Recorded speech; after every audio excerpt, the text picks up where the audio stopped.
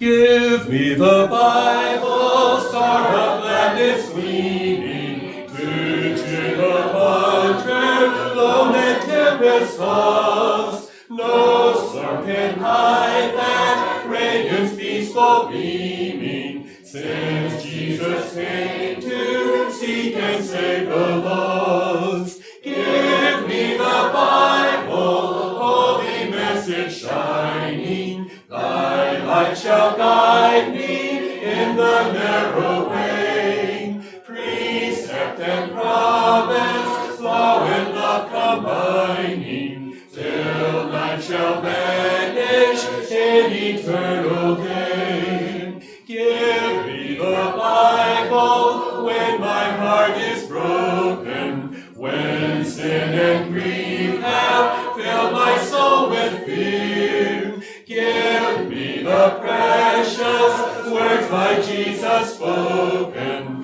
hold up faith's lamp to show my Savior near. Give me the Bible, holy message shining, thy light shall guide me in the narrow way. Precept and promise, law and love combining, till night shall vanish in eternal day. Give me the Bible, all my steps enlighten, teach me the danger of these realms below, that lamp of safety o'er the gloom shall brighten, that light alone the path of peace can show. Give me the Bible, holy message shining, thy light shall guide me in the narrow way.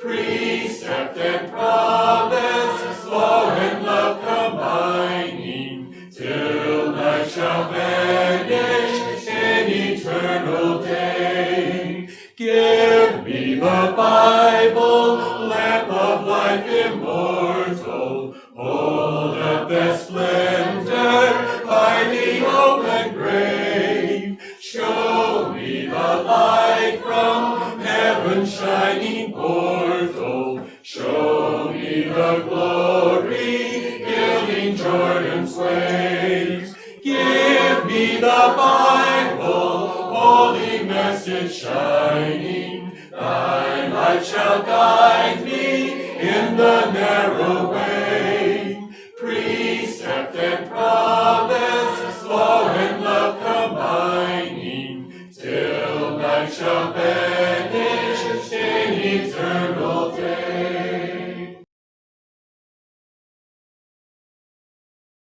For our lesson, I want to attempt something that I hope is not overreaching, and yet I think it might be useful. I often emphasize in my teaching students that they need to back up and see the big picture. That very often in our study, and I know I tend to do this, especially when I am teaching Bible classes, we tend to get bogged down in particular details. And it is extremely helpful to back up and see the overall picture of whatever it is we're studying. When we're looking at a particular book of the Bible, it is useful to sit down and read that whole book, and perhaps even do so several times. Most books of the Bible were written to be read at a single setting. And there is something of value in trying to see all of the story of the Bible at once as well. And I have a few lessons that I have developed over the years in which I try to do that, to summarize the main themes of the Bible. This morning I want to pursue a similar line, but not for the whole Bible, but rather for the New Testament.